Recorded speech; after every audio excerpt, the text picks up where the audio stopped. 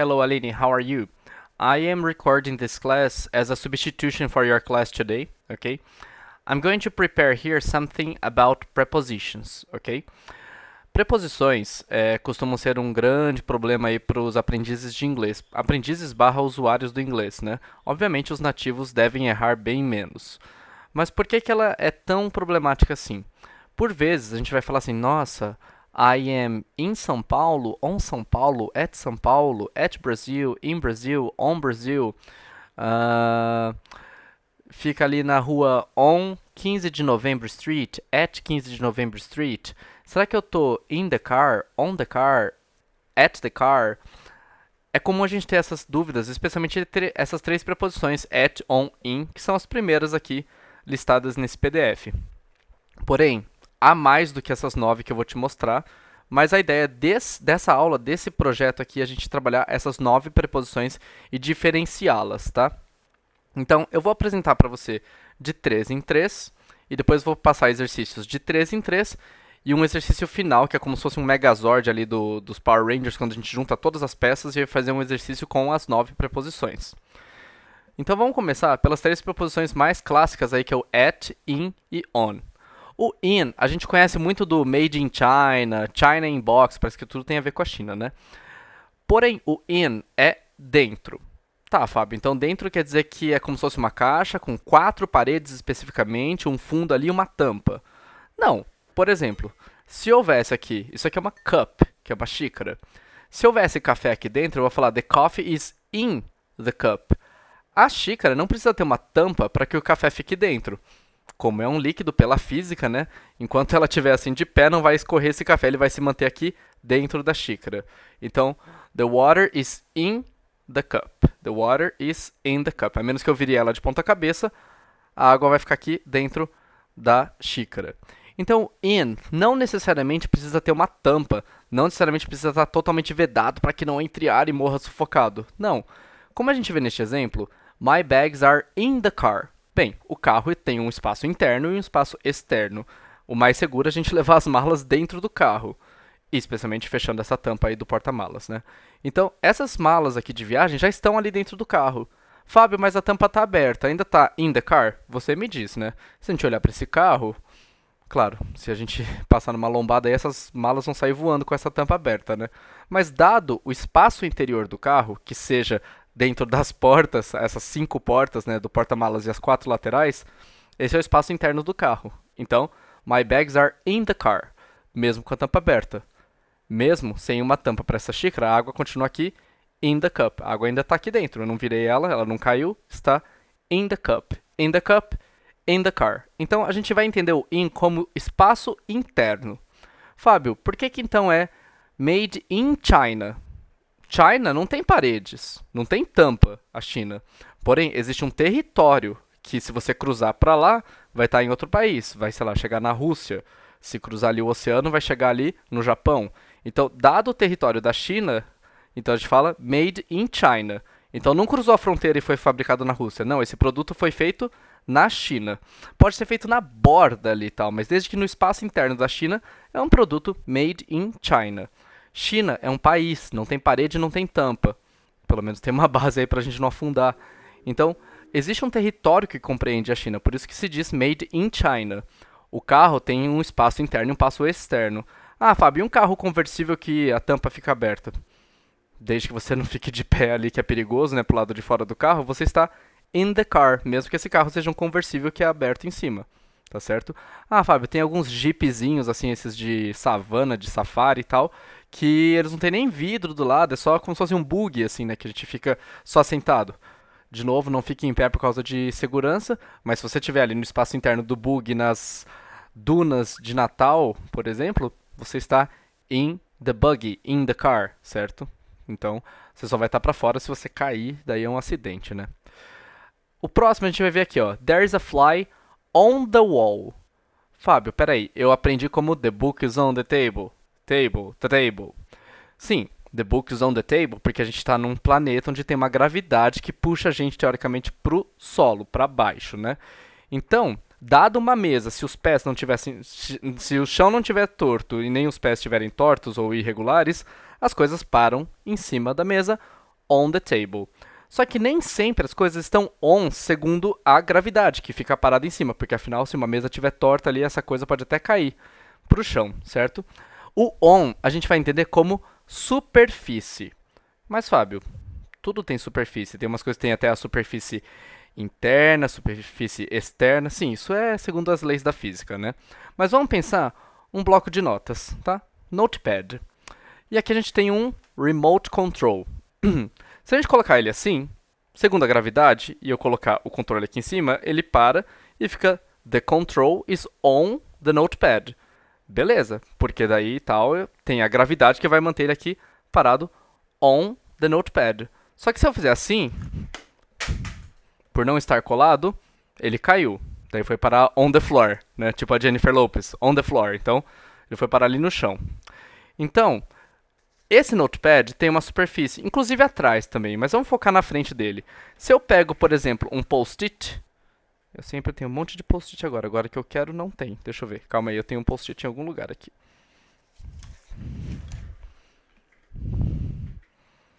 Nossa, eu sempre tenho post-it aqui quando eu não quero, agora que eu quero eu não acho.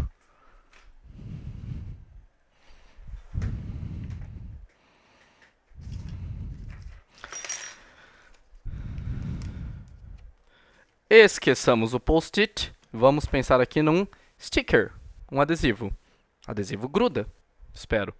Então, esse notepad aqui, se eu colocasse por cima, você falaria, ah, on the notepad, porque ele vai ficar parado. Mas é um sticker, é um adesivo, ele cola. Pera aí, Fábio, então quando você colocar de pé assim, ainda está on the notepad? Sim. Se eu colocar assim, está on the notepad. Pera aí, Fábio, ó, tá embaixo. Não, é porque ele está grudado. Então ele está na superfície do notepad, do bloco de notas. Então, the sticker is on the notepad. The sticker is on the notepad. The sticker is on the notepad. On the notepad. On the notepad. On the notepad. Não importa se ele for bom, esse adesivo, né? Ele não vai cair. Ele se mantém aqui on the notepad, na superfície do notepad. Isso acontece com o envelope, né? Você escreve seu nome on the envelope. Ah, peraí, Fábio, mas daí se eu virar o envelope de cabeça para baixo assim, colocar assim para não aparecer meu nome, ele passou a estar under the envelope. Não, ainda está escrito ali, você não tem como remover o escrito, a não ser que você apague, né? Então, write your name on the envelope, on the paper. E mesmo que você vire o papel de cabeça para baixo, seu nome ainda está escrito ali na superfície. Então, on the paper, on the notepad, ok? On the envelope. Então, o on não necessariamente é segundo a gravidade que a gente viu lá, que tipo, the remote control is on the notepad. O on pode ser superfície. Por exemplo, aqui agora meu escritório tem um coração na parede. Parede é wall. The heart is on the wall. The heart is on the wall. Mas sabe, não está na frente. A parede geralmente é de pé, né? Espera-se. Então as coisas ficam na frente ou atrás dela, né? Se tiver alguma coisa escondida lá para trás. Mas a parede tem uma superfície. Então, considerando a superfície da parede, the heart is on the wall. Próximo, aqui a gente tem Andrew is waiting at the bus stop. At the bus stop. Bem, não sei como é em Belo Horizonte ou então no Espírito Santo, mas aqui em São Carlos, por exemplo, às vezes o ponto de ônibus, pasme, é um toco pintado nas cores da empresa, pra gente saber que ali é um ponto de ônibus. Se você ficar em cima, pode te machucar. Se você ficar dentro, eu vou querer saber como é que você fez isso. Você está parado ali, no ponto de ônibus. E sim, aquele toco já é um ponto de ônibus aqui em São Carlos. Usem a criatividade para saber onde que é ponto de ônibus em São Carlos, né? Então, Aline, quando tem esse toco que representa o ponto de ônibus e você está por ali, e se você fizer um sinal, o ônibus vai entender que você está chamando por ele, porque você está ali no ponto de ônibus. Você pode estar até no ponto de ônibus sem fazer nada. Às vezes o Uber vai parar ali no ponto de ônibus. Então você pode dizer, oh, I am at the bus stop. Se o cara for São Carlense e entender que aquele toco é um ponto de ônibus, ele vai te achar, certo? Então, existem alguns locais que não são determinados, tá? Que você não vai estar nem em cima, na superfície, nem dentro, como se fosse esse toco. Existem pontos de ônibus aqui em São Carlos que são cabinezinhas cobertas para proteger da chuva. Olha que bom. Esse aí você pode até falar que você está in the bus stop, porque é uma cabinezinha, você fica lá dentro, né, para se proteger do sol, da chuva, do vento, enfim. Agora, se você tiver on, você vai ser parada pela polícia, porque daí você não pode ficar subindo aí nos pontos de ônibus, que isso daí é uma infração, né? Então, você pode falar que você está in the bus stop se ele for numa cabine, que você fica dentro ali da área dele. Mas, no geral, desculpa dizer, aqui em São Carlos, no máximo tem um banquinho. Então, você está at the bus stop, ok? Ah, Fábio, é só no bus stop que isso funciona? Não, eu tenho uma mesa aqui, uma escrivaninha na minha frente, que a gente diz desk em inglês. Eu não estou em cima dela porque eu também nem confio se ela vai quebrar. Eu não estou dentro dela porque a física não permite, né? Ah, Fábio, você tá na frente dela, atrás dela. Ela não tem rosto pra dizer que eu tô na frente, porque às vezes a frente dela é pra lá, né? Que daí já tô pra fora do prédio, eu vou cair aqui da janela. Então eu tô atrás dela. Mas onde que é atrás dela? Então eu tô do lado. Ah, Fábio, você tá pertinho, né, pra você poder usar o computador? Eu estou at my desk. At my desk. Porque a escrivaninha tá aqui na minha frente, eu não tô em cima dela, nem estou dentro dela. Eu estou at my desk. Pra eu trabalhar, eu tenho que estar aqui próximo dela. Então, at my desk.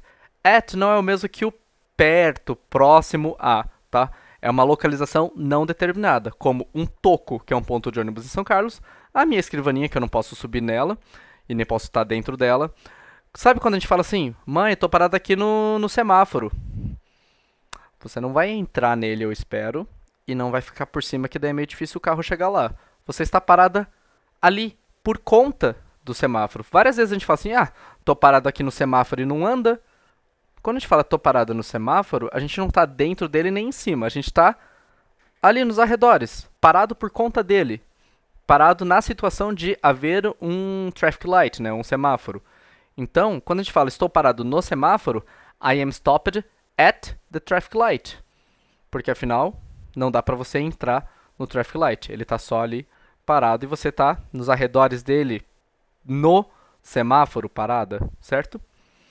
Então, in, espaço interno. On, superfície. At, naquele local não determinado, mas por conta daquilo. Bus stop, desk, traffic light, certo? Duas outras preposições. To é destino. From é origem. Quando a gente pensa no envelopezinho, eu denunciando minha idade falando sobre cartas, né? Se eu for escrever uma carta de Fábio para Aline, from Fábio to Aline. From é origem, que vai do Fábio.